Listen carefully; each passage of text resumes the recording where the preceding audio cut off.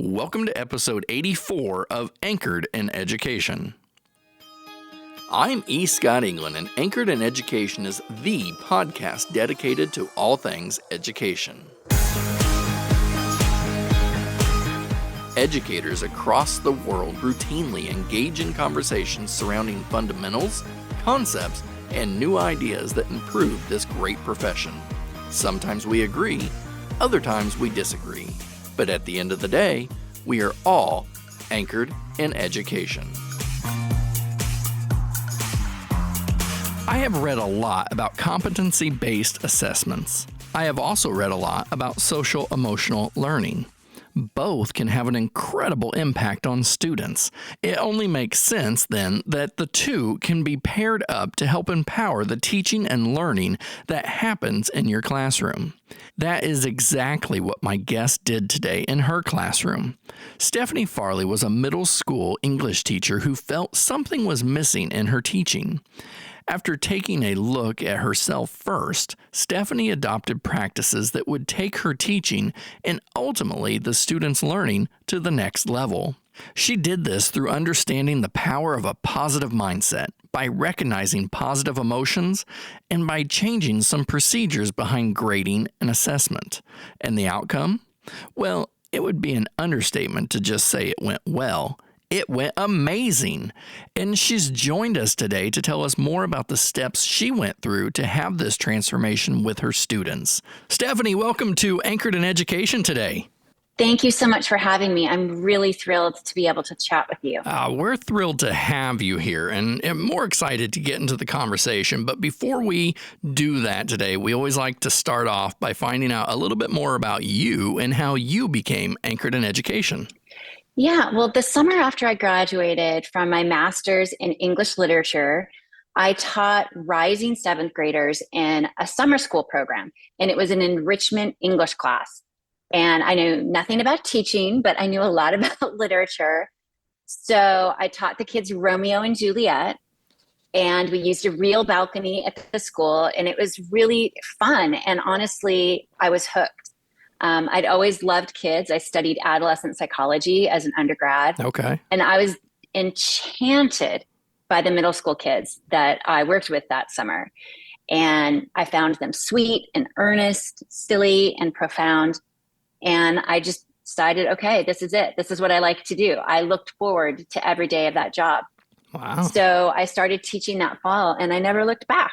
Yeah. Teaching was a job that I loved going to every single day. I mean, of course, I love hearing that with it being anchored in education. But what I pick up on that is that you might be one of the few that talk about just absolutely drawn to middle school. And, the thing about it is once you get in there, I started my career in the middle school as a teacher's aide, and the students truly are amazing. But when you look at, high school, well, I was an elementary teacher. So when I look at high school, I'm like, oh, no, thank you. And at the same time, high school teachers are looking at elementary going, not today.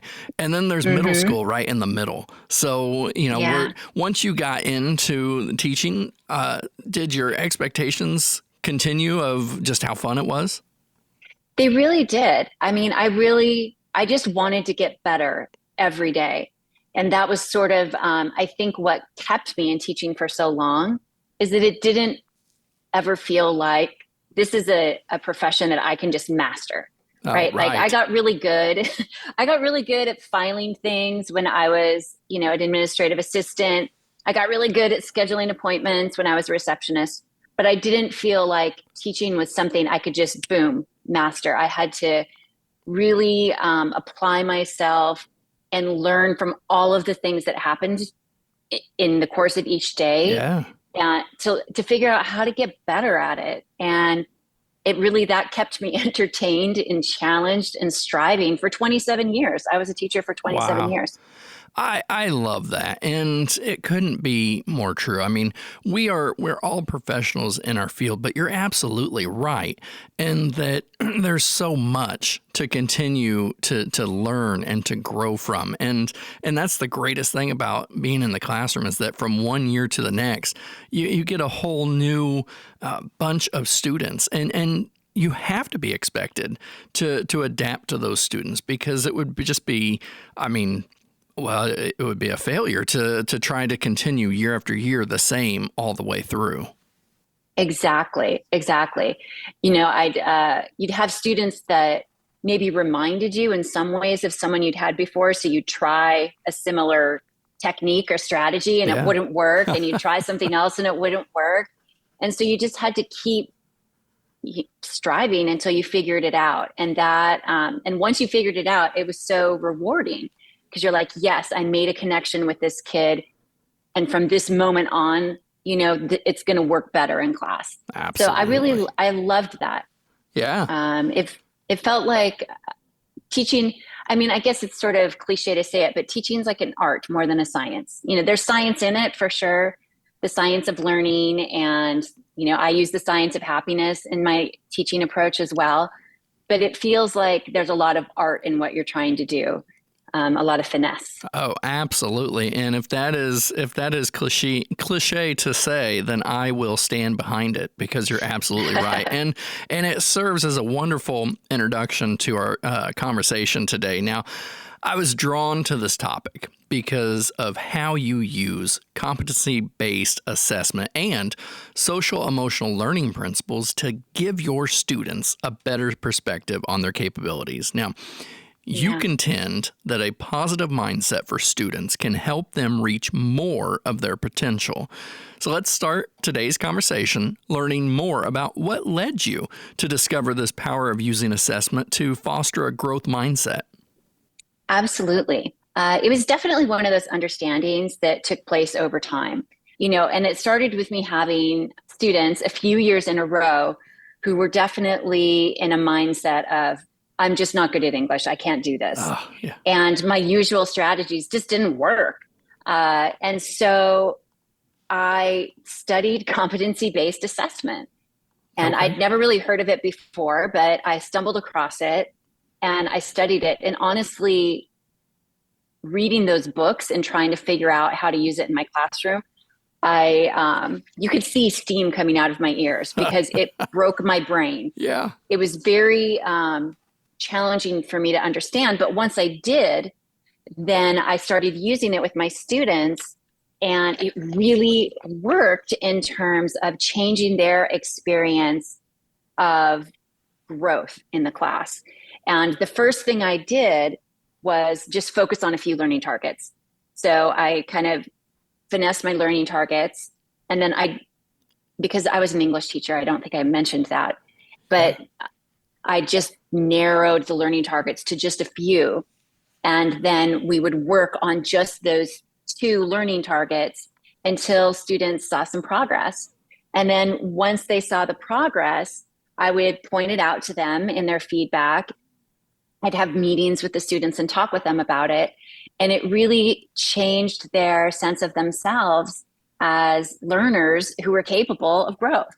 So it changed everything. It was really incredible. Oh, I can only imagine. And I know that a lot of the change, too, had to involve mindsets. And so you've talked about all of the research on how powerful mindsets are. And I'm right there with you. Yeah. I agree that many educators know about mindsets. However, the key is knowing that the strategies to use when student mindsets are serving as a roadblock to progress. Let me use what you just said when students say, I'm not good at English. And let me tell you, they're quick at saying that as well. Just the same. I mean, clearly you were an English teacher, but the students are quick to say, I'm not good at math. I'm not good at reading. I'm not good at writing. I'm not good at running. I mean, for physical education, whatever it may be.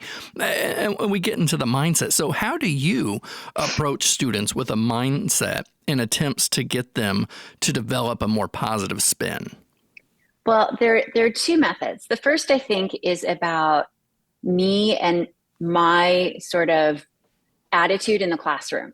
And my attitude is always one of, this is something that you can do. You can do English, you can write, you can read, you can analyze, and we're going to have fun together. So that was my approach to everything we did in class. And then the second part of that is looking for very small wins.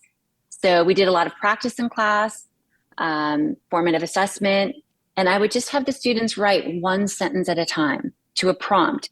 And it would be a prompt that they could access, something that was interesting to them. So maybe it would be write one sentence describing a person close to you or describing your pet. And then everybody would share their sentence, and I would find one word or a phrase in that sentence that worked. And I would say to the kids, well, I really liked that you used the word ambled, or I really liked that you used radiated, that you're thinking about your verbs. And in this way, those little tiny wins help students see, I can do something consciously to make an improvement in English. Like all I have to do is change my verb. So it was really about being aware of the little efforts that the kids are making and then encouraging those. So it's almost like a low-level form of cognitive behavioral change, right? Where you're rewarding all those positive moments as much as you can. Which that taps into your pre-teaching service, right? An undergrad, getting into that training you had then. Yeah, exactly. I really did find myself using a lot of principles of psychology. Yeah. Nothing wrong with that. Yeah, because it helps kids, and they need that feedback. They need to know what they're doing well. And I have to say that this was a shift again in my teaching practice, because when I first started teaching, I pretty much taught the way that I was taught, and which was from a deficit mindset, right? And I see that a lot in the educational literature. Oh, absolutely. That, here are all the things you're doing wrong.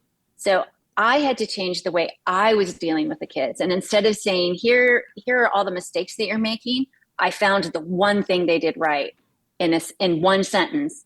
And then we would build, then it would be 2 sentences, then it would be 5 sentences, and then it would be a paragraph. Yeah. And you just build it over time. And before you know it, I had a student who felt like he couldn't do English, that this was his mindset.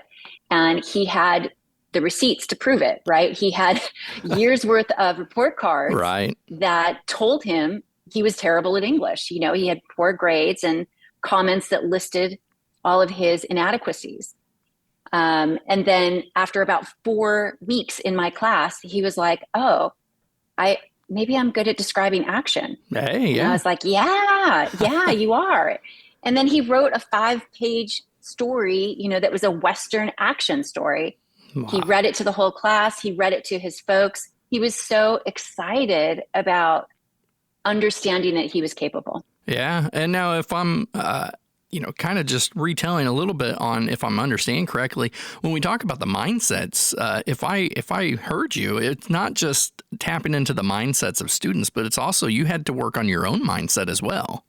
For sure. Yeah. I think that that's important to understand, that it truly, competency-based assessment, that study that I did truly required a shift in me and how I was approaching things. And it gave a little bit more form. Like maybe in the years before I studied competency-based assessment, I might have little moments of positive emotions or understanding that encouragement really is a powerful tool. But competency-based assessment helped me be more intentional and deliberate about using that methodology to foster growth in my students and to foster that growth mindset. Oh, I love it. Now, if tapping into mindset was, a big enough task, you also, in your work, learned how emotions play a part in teaching and learning. And so you point out the positive emotions come from experiences of connection, meaning, authenticity, creativity. You even give specific examples of avoiding comments like good job or great work, because let's face it, they're vague. So what can you tell us of your experiences once you started using specific feedback to kindle positive emotions? Yeah, so really, I call the approach that I wrote about in that article, I didn't say it in the article, but in my mind, I call it joyful learning. Joyful learning, okay. To me, joyful learning comes from this realization that I had that lasting learning, so all of the things that I know about what makes learning persist over time, and human happiness share five qualities. And the five qualities are meaning, autonomy, mastery, connection, and positive emotions. And positive emotions, I think, are maybe the area that as teachers sometimes we know about, Sure. but we don't perhaps quite put as much attention in because we're maybe more concerned about mastery, right? Like you need to master your addition facts in order to move on to multiplication. But when you put a lot of attention in positive emotions, it helps kids in so many ways. And so I wanted to start every class really thinking about positive emotions and how can I kindle positive emotions. And I realized that, vague feedback was one way that I was not kindling positive emotions and that I could really change the way kids were experiencing the class if I could get them to feel a little bit more optimistic about what it was they were doing, right? Yeah. So, when I think about a specific student, I'll talk about the one who wrote the Western, instead of saying good job to him, I would tell him, gosh, when you use a really specific word in your Western, like sashayed, then that really helps the reader create a mental image. And so he then understands what it is he's supposed to do so he can do more of it. And then he became excited and optimistic and enthusiastic about writing because he knew what to do. Right. So he has this sense of like, I nailed it. And then he gets to experience the joy of mastery. And that really builds, right? It builds over time so that he's feeling good.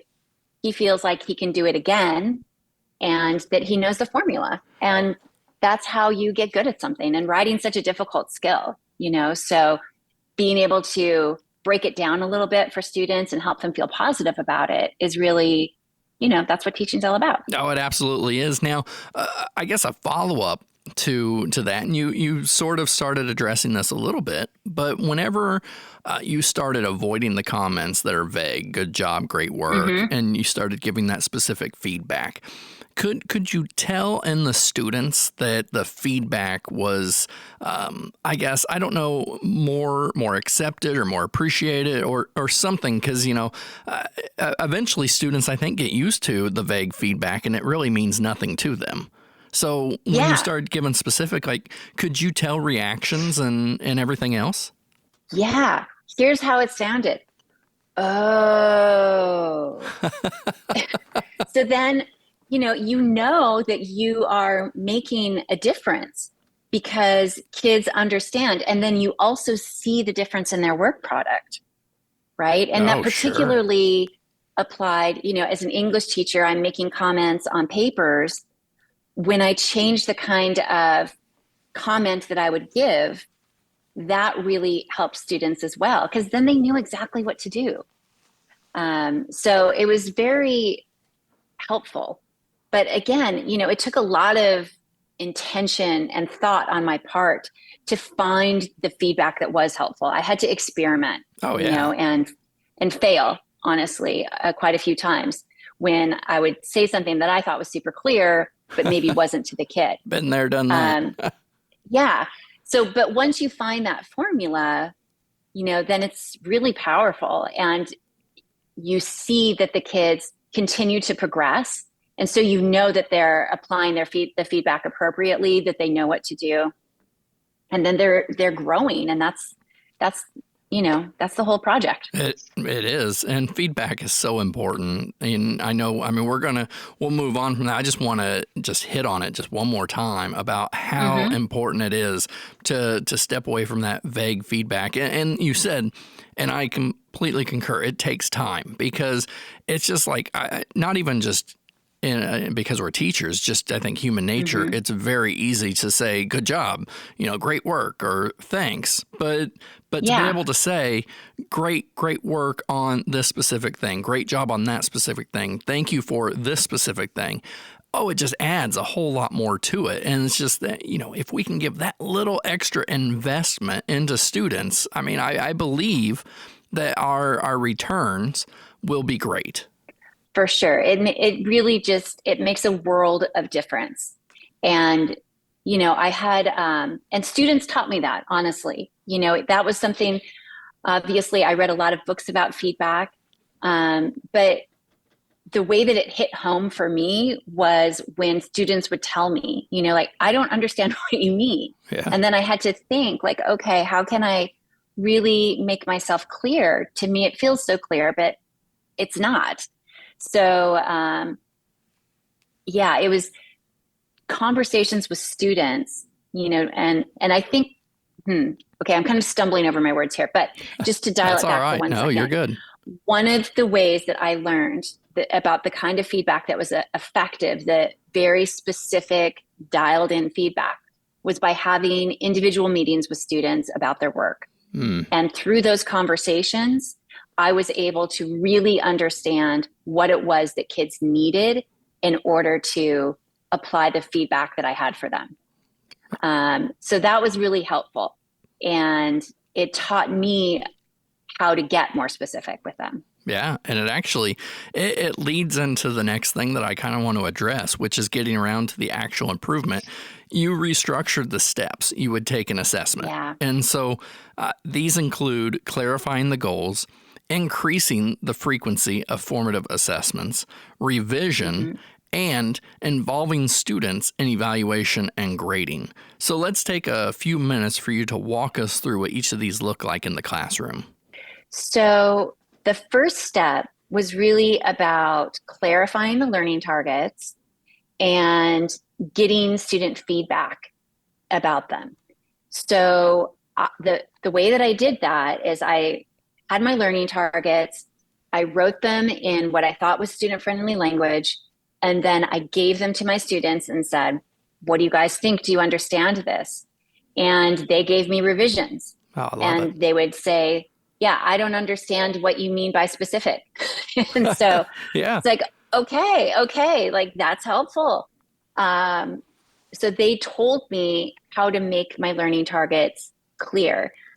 And then in order to really test those learning targets, I would have the kids evaluate each other's work with the learning targets. Okay. So then once they used them, they could say, oh yeah, this doesn't make sense. And so we just kind of kept refining it.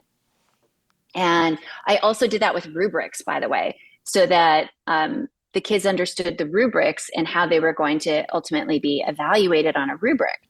Yeah. And then the other thing I did that I kind of mentioned before is that I narrowed my learning targets. When I first started using rubrics for papers, I had 6 areas of competence on the paper. Right. And that was just insane. Yeah. No one can improve in 6 areas that are really vast, like, specific examples.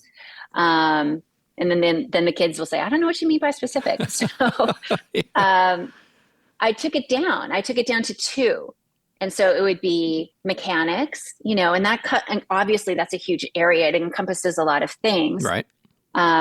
But those were things that kids felt like they could actually get better at. I can use spell check, for example, to get better at spelling. And then I use big idea, which again is a big thing, but it's narrower in scope than examples in a paper. So then we just focused on that. And that really, I think that focus really made a huge difference. Oh, absolutely. Now, when you talk about you put in front of students the goals, what you had written out, I mean, there's a level of vulnerability that you're putting yourself in a position of as a teacher to have the students revise what you're doing, right? Oh, I guess I didn't really think of that way. You're totally right, but that's not how I thought of it. I thought, oh, these are I kind of adopted a design thinking mindset, actually. I Okay. thought, these are my users, right? They're Yeah. using this stuff. I want them to know what it all means. So they need to be the ones to help me refine it and make it usable for them. So yes, you're right. I guess there is some vulnerability. Okay. But by that time, I was just like, I just want this to work. I just want them to understand what they're doing. Oh, I get that completely. What was it like involving students in the evaluation and grading part? Oh my gosh, that was the best thing. But I do have to say, it took a while to convince my students. They were reluctant to be Okay. involved. They were sort of like, hey, lady, that's your job. And Kids are so uh, honest. yeah. They're like, I think that's why they pay you. Um, but I just was persistent. And because I felt like you, as the students, really need to understand how you're being evaluated, and you need to take some ownership over this. And I know it's going to make you feel better and feel more empowered and capable if we do this. So I just kept asking them. And I sort of used middle school tactics against my students. I just asked them over and over and over. They wore them down. Yeah. It took until about February of an entire school year before I convinced my students that they needed to grade their own work. Uh-huh. And then once I did that, there was no going back. They loved it.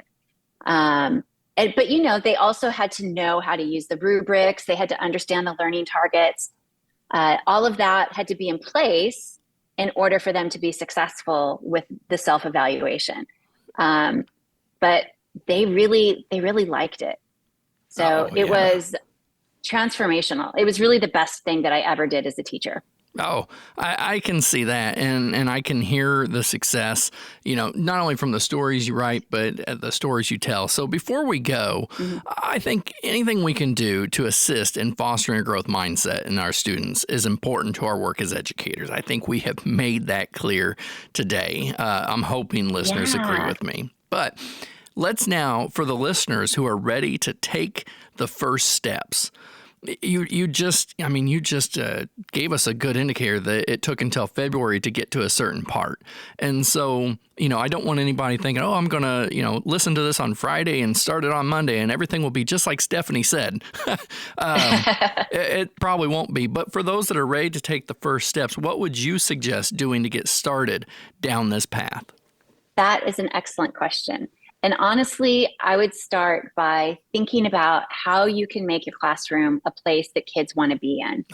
And the way that I did that, the sort of qualities that I was trying to nurture were letting kids know that they belong there, that what they say matters, that their strengths have value and purpose, and that they're going to have fun. Mm-hmm. And so when you can kind of set that tone, that really helps all of the other things work. And then the next thing I would do is work on positive emotions. And as a teacher, the positive emotions I was really most interested in were humor. And I knew middle school students. And so I knew what made them laugh and what they found funny. So that was the easy one. And then I'd want to work on curiosity. And again, curiosity is really easy with middle school students and at least with little kids as well. I'm not as sure about high school students. Sure. But I could just put the materials for the class in a paper bag and put it on a table. And then the kids would be like, oh, what are you doing? Yeah. What are we going to do today? So curiosity is a great positive emotion to try to work with. And then optimism, of course, because I want kids to be optimistic about their ability to succeed. And enthusiasm. And I want them to be enthusiastic about their own ideas. So how can you make that happen in your classroom? And I would create little activities that would kindle those emotions. Like I'd plan a little adventure for the first 10 minutes of class, or I'd plan a mystery that the kids had to solve. And then that would lead into whatever work we were going to do for that day. So thinking about things like that. Yeah. It truly is amazing the different product we get when we make school fun. Yeah. I mean, I know that it sounds simple and people are probably thinking, well, duh. But I mean, maybe reaching out to a stuck educator, reaching out to a new educator, make the work fun and put an investment into your students and watch the transformation happen. Exactly. Because when kids know that they belong, that they're going to have fun, that what they have to say matters, that you're going to use their strengths in your class, then they feel safe and they feel included. And then they're willing to kind of take the risks that you're asking them to take by growing, by failing in front of you and growing. And that's really, again, that's what we're trying to do. That's the whole project of learning. It 100% is. And really, if we can achieve that, I think what we will see out of our students in the work will be even that much greater. Stephanie, thank you so much for joining us on Anchored in Education today. Thank you so much for having me. I really appreciate it, and it was fun to talk with you. Now, you can find Stephanie online at her website, joyfullearning.co. You can also find her on Instagram at joyfullearning.co or on Twitter at joyfullearningco, but on Twitter, it's only with one L. Before I wrap up today's episode, don't forget to head over to my website, escottingland.com, and click the Read More link to read more about Stephanie. And don't forget, if you haven't already, please subscribe to Anchored in Education on whatever platform you get your podcasts. I am reflecting back on this conversation with Stephanie, and something she said has stuck with me. She mentioned that when she started teaching, she caught herself teaching just as she had been taught. She said specifically, teaching with a deficit mindset. In other words, we talk about everything a person did wrong. But Stephanie's transformation away from that allowed her to search through students' work to find everything that was done right. And as she said, sometimes she was only able to find one, possibly two things. Finding the tiny wins, that's how Stephanie described it. We often underestimate how a tiny win can lead to a huge impact. I liken it to a crack in a foundation. Now, I know, stay with me here. When we see a tiny crack in a large foundation, we don't pay it much attention. Yet that tiny crack can lead to severe consequences if left unaddressed. The same can be said if we do address the crack. We can maintain the integrity of the foundation. Now, let's tie that into today's conversation. If we acknowledge and celebrate the tiny wins, we can not only maintain the foundation, but we can build upon it. I know this is just one piece of our conversation today, but it'll be difficult to build up if we don't start at the ground level. To find the success Stephanie found, we need to know where to start and how the simplest of shifts in our practice and mindsets can have huge implications for the success in our students. And really, isn't that what we're in this great profession for? And don't forget, at the end of the day, we are all anchored in education.